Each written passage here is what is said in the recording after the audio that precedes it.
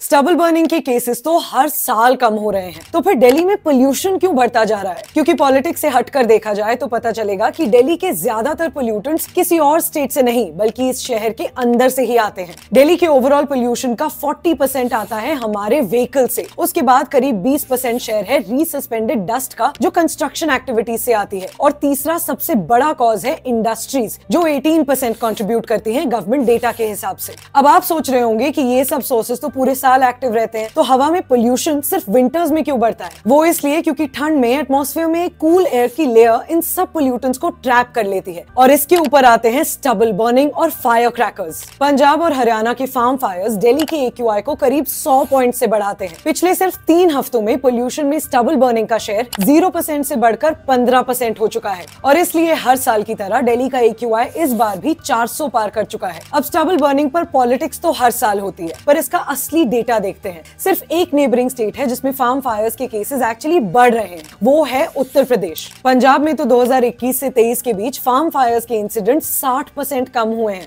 और हरियाणा में ये करीब 70% कम हुए हैं। पर फिर भी इसी पीरियड में दिल्ली का पोल्यूशन लगातार बढ़ा है। ये इसलिए क्योंकि गवर्नमेंट के स्मॉग गन, स्मॉग टावर्स और ऑड इवन जैसे टेम्पररी सॉल्यूशंस पोल्यूशन को जड़ से नहीं खत्म करते। दिल्ली को जरूरत है एक परमानेंट सॉल्यूशन की, जो इन रियल कॉजेस को टैकल करे।